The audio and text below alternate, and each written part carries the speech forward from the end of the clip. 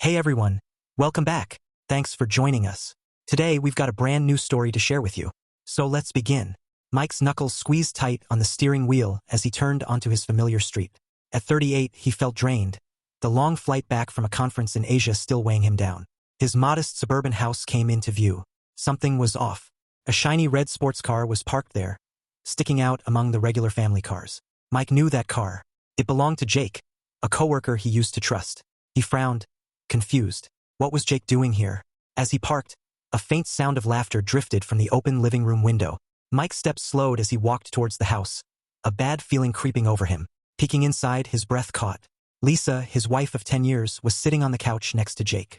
Jake had his hand on her bare leg, and she was way too close.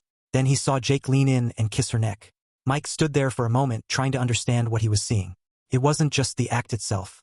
It was how comfortable they looked together, like this was normal. Then, out of nowhere, his dad's voice echoed behind him. "Your buddy's here, Tom," his dad said, standing there with a nasty smile.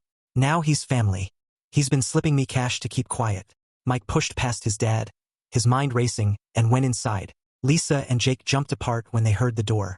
Their faces instantly changed to a mix of shock and guilt, confirming Mike's worst fears. "Mike, you're home early?" Lisa stammered, smoothing her dress with shaky hands. Mike said nothing, just walked straight to his home office, leaving a heavy silence behind him. Inside, his eyes landed on a painting on the wall, a picture from his and Lisa's wedding day. That once happy memory now felt like a cruel joke. Mike took down the painting and opened the hidden wall safe behind it. It clicked softly, and he started emptying its contents into his briefcase. Stacks of cash, house papers, bank stuff, the proof of the life he and Lisa had built. Now it felt like dirt in his hands.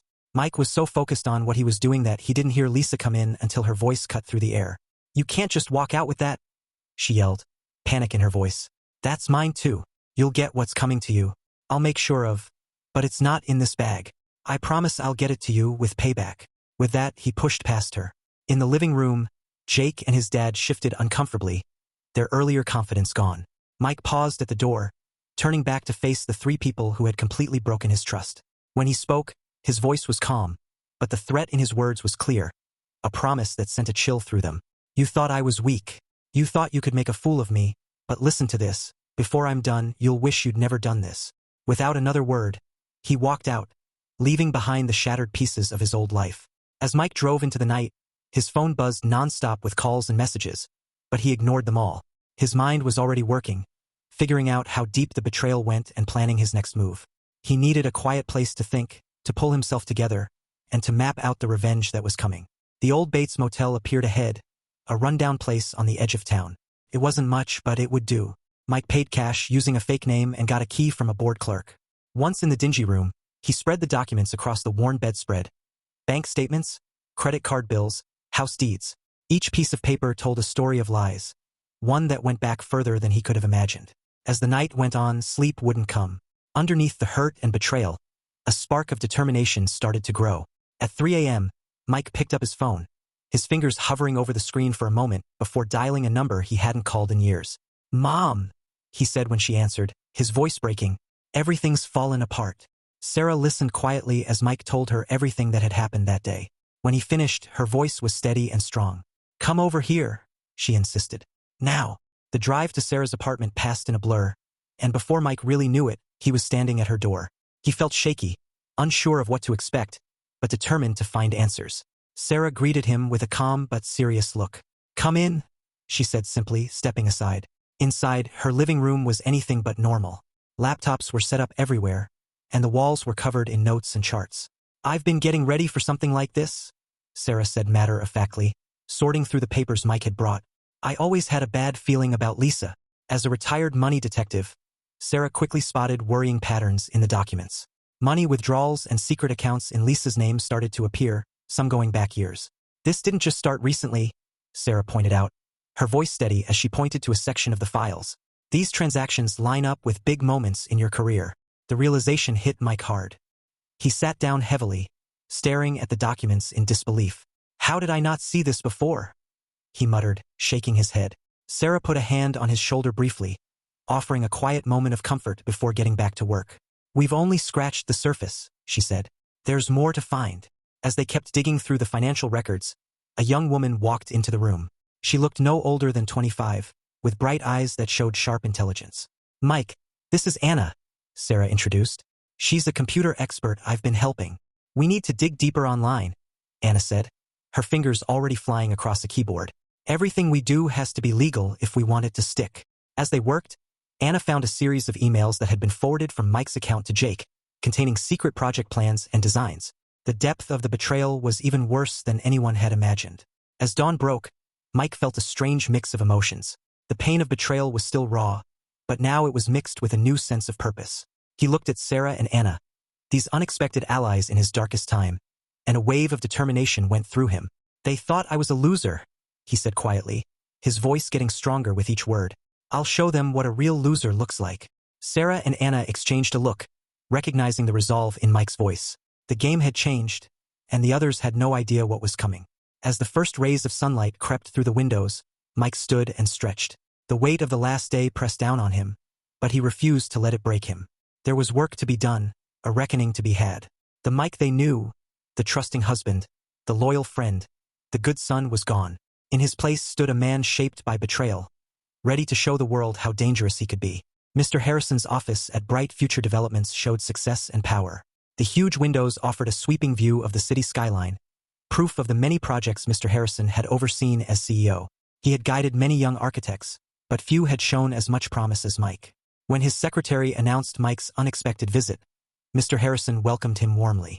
But the moment Mike stepped into the office, Mr. Harrison sensed something was wrong. The young architect's eyes, usually full of energy, were now cold and determined, sending a chill through Mr. Harrison. I need your help, Mike began, his voice steady and serious. And you need to know the truth about Jake. Mr. Harrison leaned back in his chair, his brow furrowing. What's this about? In response, Mike opened his briefcase and started laying out documents on Mr. Harrison's desk. As Mr. Harrison looked at each piece of evidence, his face grew pale. Project bids with clear signs of tampering, designs that were clearly Mike's work but had Jake's signature, safety reports with obvious lies. My God, Mr. Harrison whispered, his hand shaking as he picked up a particularly damning document. This hurts the reputation of our entire industry. Mike nodded. It goes deeper than you can imagine. Jake has been stealing my designs for years, fixing bids, cutting corners on safety, and he's not working alone. For the next hour, Mike laid out the whole ugly story of betrayal, the affair, the corruption that reached the highest levels of their profession. By the time he finished, Mr. Harrison looked like he had aged years. What do you need from me? Mr. Harrison asked, his voice hoarse. Your influence, Mike replied. Your connections. We need to expose this, but in a way that can't be traced back to me. Not yet. Mr. Harrison nodded slowly, his mind already working on a plan. We'll start with the Architect Licensing Board, anonymous tips carefully worded. They won't be able to ignore this. Over the next few days, Mr. Harrison and Mike worked tirelessly, gathering evidence and writing a series of anonymous reports detailing Jake's history of safety violations and ethical breaches. Each tip was a carefully aimed arrow meant to destroy Jake's reputation. As the report started to circulate, Mike put the next part of his plan into action. A charity party offered the perfect chance to use his network. With a glass of champagne in hand and a practiced smile on his face, Mike moved through the crowd, sharing carefully edited versions of the evidence with key people in the industry. Have you heard about the investigation into Bright Future's recent projects? He murmured, his voice low, as if sharing a secret. I can't say much, but let's just say I wouldn't want my name connected to anything coming out of that company right now. The whispers spread like wildfire through the party, each conversation adding fuel to the growing fire that threatened to burn Jake's career to the ground.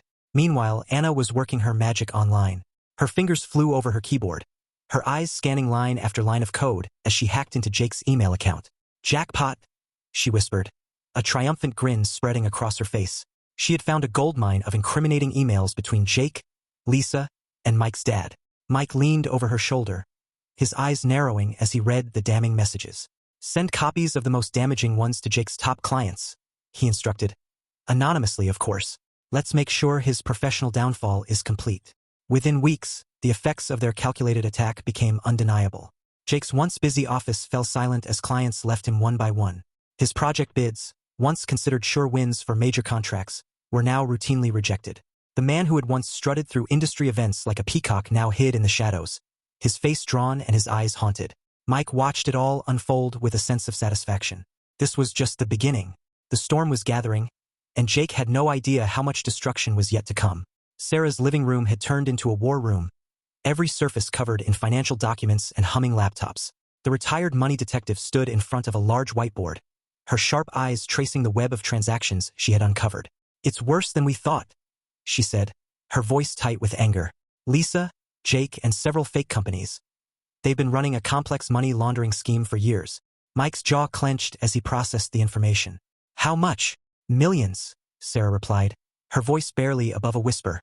"They've been siphoning funds from your joint accounts, from project budgets, anywhere they could get their hands on it." Mike nodded, his face a mask of cold determination. Time to cut off their supply. The next morning, Mike found himself in a conference room at his bank's headquarters, sitting across from the head of the fraud department, a serious-looking woman named Clara Jones. "Mr. Hawthorne," Clara began, her voice professional and clipped, "do you understand the seriousness of these allegations?" Mike met her gaze steadily. "I do, and I have undeniable proof to back them up." For the next 2 hours, Mike laid out the case against Lisa, presenting bank statements, transfer records, and a detailed timeline of the embezzlement. By the time he finished, Clara's professional demeanor had cracked, revealing shock and outrage. "We will freeze all shared assets and credit lines immediately," she assured him, her fingers already flying over her keyboard. "Mrs. Hawthorne won't be able to access a penny." As Mike left the bank, a small, vengeful part of him hoped to see Lisa's face when her cards were declined. He didn't have to wait long for that satisfaction. That evening, Anna's surveillance program pinged with an alert. "Lisa just tried to check into the Ritz-Carlton," she reported, a hint of glee in her voice. Her card was declined. Mike allowed himself a small, cold smile as he imagined Lisa's panic, her growing realization that her carefully built world was crumbling around her. But he wasn't finished yet. The next morning, he met with his lawyer, a sharp woman named Sophia Hart. "I want to file for divorce," Mike stated flatly, "on the grounds of infidelity and financial fraud." Sophia raised an eyebrow but nodded. "With the evidence you've presented, we can ensure she gets nothing in the settlement. It'll be the final nail in her financial coffin." As Sophia began drafting the divorce papers, complete with a detailed account of Lisa's wrongdoings, Anna burst into the office, her face flushed with excitement. "You're not going to believe what I found," she exclaimed, setting her laptop on the desk. "Emails between your dad and several developers. He's been taking bribes to push through unsafe building permits. It's a full-blown zoning corruption scandal." Mike's eyes narrowed as he scanned the emails. "This is exactly what we need to bring him down," he thought, but he knew they had to be strategic about how to use the information. After some discussion, they came up with a plan. Mike would anonymously tip off an ambitious FBI agent he had worked with in the past. Hungry for a high-profile case, the agent would jump at the chance to investigate a corruption scandal involving a prominent local figure. The effects were almost immediate. As news of the FBI investigation broke, Mike's dad's political allies started to distance themselves. His campaign for city council, once considered a sure win, collapsed overnight. The man who had always looked down on Mike now faced the very real possibility of prison time. Watching the news coverage of his dad's downfall, Mike felt a complex mix of emotions. There was satisfaction, certainly, at seeing justice served, but there was also a deep, aching sadness for what could have been, for the family bonds destroyed by greed and betrayal. Still, he pushed those feelings aside. There was no room for sentiment in this war. The storm he had unleashed was gathering strength, and there was no turning back now. Late one night, a pounding on Mike's apartment door startled him from a restless sleep. He glanced at the security feed Anna had installed and smiled as he saw Lisa, Jake, and his dad huddled in the hallway. "Right on time," he murmured, pressing a button to activate the hidden cameras throughout the apartment. He opened the door calmly, stepping aside as the trio burst in. Lisa's face was streaked with tears, her once perfect appearance now messy. Jake's eyes darted around the room like a trapped animal, while his dad's face wore a mask of barely controlled fury. "You've ruined us," Jake shouted, his face twisted with rage. He took a threatening step toward Mike, his fists clenched. Lisa grabbed his arm, holding him back. "How could you do this to your own family?" she cried, tears streaming down her face. "We're supposed to love and support each other." Mike let out a harsh laugh. "Love and support?" he scoffed. "Is that what you call sleeping with my so-called friend behind my back? Is that what you call stealing my designs, sabotaging my career?" His dad stepped forward, his voice low and threatening. "You ungrateful little. After everything I've done for you? You mean like taking bribes to push through unsafe building permits?" Mike cut him off. "Like putting people's lives at risk for your own gain?" The color drained from his dad's face. "How did you?" But Mike was already moving. He retrieved a small device from his desk and, with the press of a button, the room filled with audio recordings. Lisa and Jake laughing about their affair, his dad discussing bribes with developers. "I've only just begun," Mike said coldly, his voice slicing through their stunned silence. "Everything you've done, every lie, every betrayal, it all comes out now." Jake, his face twisted with fury, lunged at Mike. But Mike stepped aside smoothly, watching with satisfaction as Jake crashed into a nearby table. The entire incident was caught on camera, another piece of evidence to add to his growing collection. As the trio stood there, stunned and defeated, Mike's parting words hung in the air like a death sentence. "You thought I was weak, a loser. Remember this moment when you realize how wrong you were." They left in silence, the fight gone out of them as the door closed behind him. Mike let out a long, shaky breath. The confrontation had gone exactly as planned, but the emotional toll was heavier than he had expected. He sank into a chair, suddenly feeling the weight of the exhaustion that had been building over the past weeks. The storm he had unleashed was at its peak, and there was no turning back now. But as he sat in the quiet of his apartment, Mike allowed himself a moment to mourn not for the people who had betrayed him, but for the man he had once been, the trust he had lost, the innocence that could never be regained. Tomorrow, he knew the war would continue. But for tonight, in the aftermath of the confrontation, Mike let himself feel the full weight of what he had lost and what he had become. The town hall stood like a silent guard in the center of the community, its old brick walls a reminder of all the meetings and gatherings held there over the years. Tonight, though, it would witness an event unlike any in its long history. Mike stood backstage, his heart pounding in his chest. The low hum of the crowd beyond the heavy curtains reminded him of the weight of what he was about to do. He looked down at the USB drive in his hand, knowing its contents would shatter the lies that had poisoned his life for so long. Peeking through a small gap in the curtains, he spotted Lisa, Jake, and his dad taking their seats near the front. They were nervous, fidgeting and casting uneasy glances around the room. They had no idea what was coming. The mayor's introduction felt like it dragged on forever. Finally, Mike heard his name called. Taking a deep breath, he stepped out onto the stage. The bright lights briefly blinded him, but he steadied himself. "Good evening, everyone," he began, his voice steady despite the turmoil inside. "Thank you all for being here tonight. We're here to discuss urban renewal, but today we'll be talking about a renewal of a different kind." A ripple of confusion went through the crowd. Mike caught Lisa's eye for a brief moment and saw the flash of fear that crossed her face. Good, he thought. She should be afraid. With a click of the remote, the first slide appeared on the screen behind him. A gasp rose from the audience as they saw the damning evidence displayed.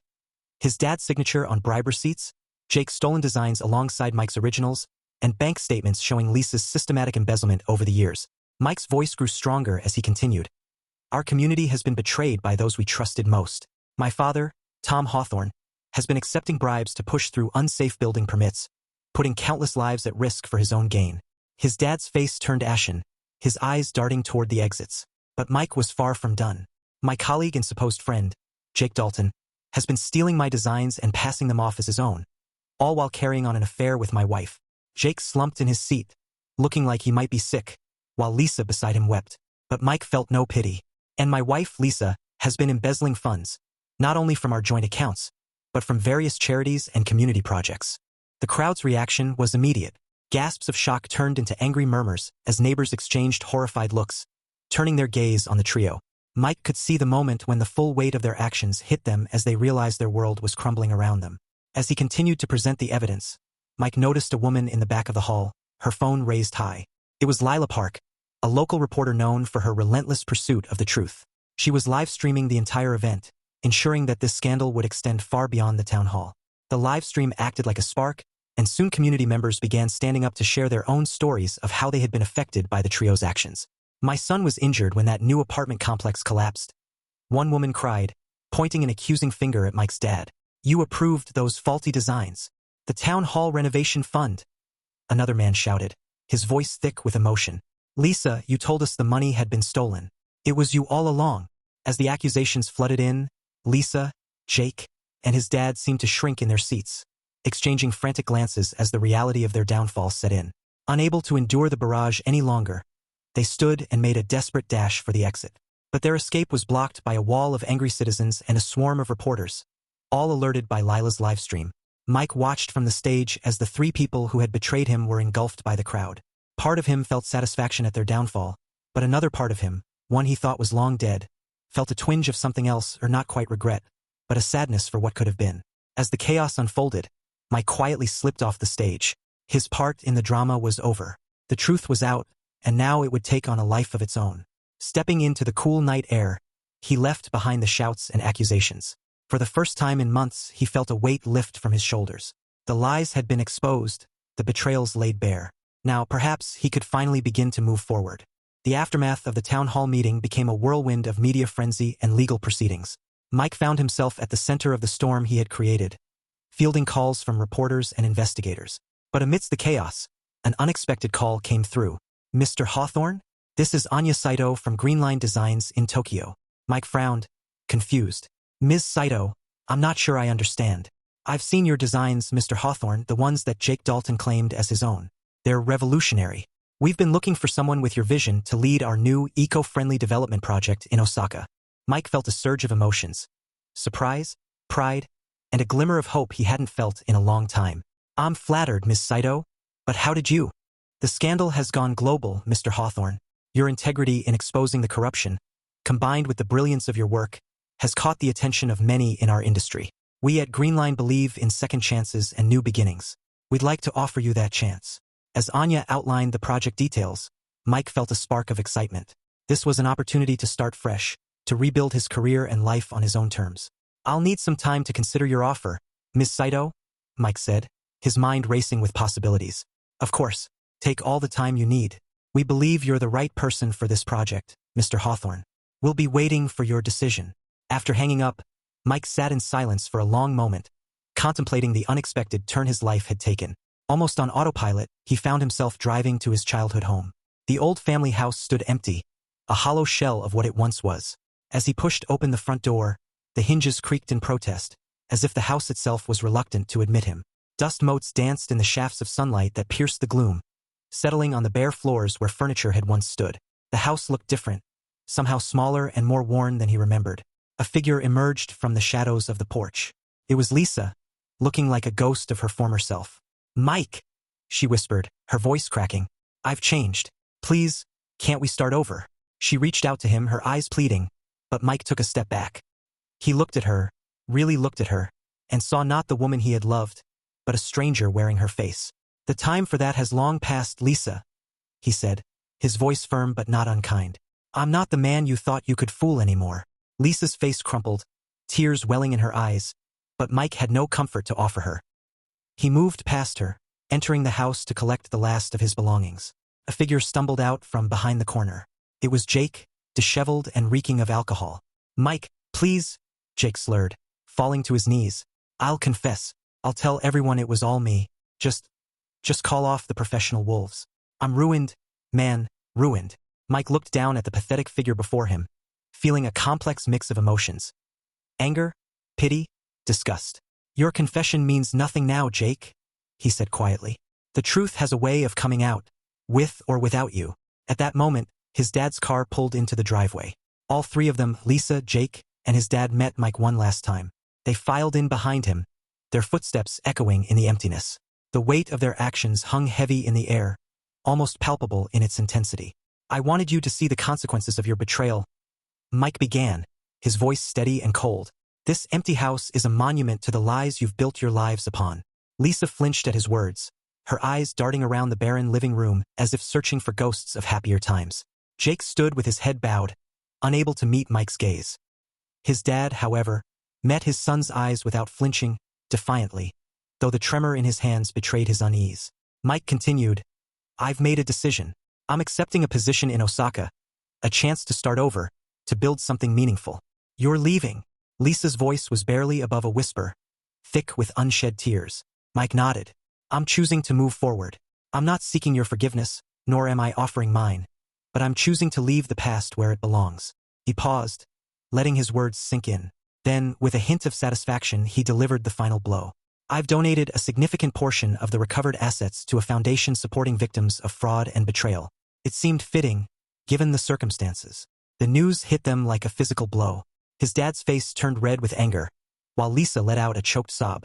Jake simply looked defeated, as if the last of his spirit had been crushed. For a moment, silence reigned. Then, to everyone's surprise, his dad spoke up, his voice uncharacteristically subdued. "Son, I was wrong about you, about everything." Mike studied his father's face, searching for any hint of deception. But for perhaps the first time in his dad's life, his words rang true. Mike nodded, acknowledging his father's words but not accepting them as absolution. "Goodbye," he said simply, turning towards the door. As he stepped out onto the porch, leaving behind the wreckage of his old life, Mike felt a sense of lightness he hadn't experienced in years. The sun was setting, painting the sky in hues of orange and pink, a fitting backdrop for this final chapter. He climbed into his car, casting one last glance at the house in his rearview mirror. As he pulled away, the cityscape began to fade, replaced by the promise of a new horizon. Thanks for watching. If you enjoyed this video, don't forget to like, comment, and subscribe for more stories like this. See you next time.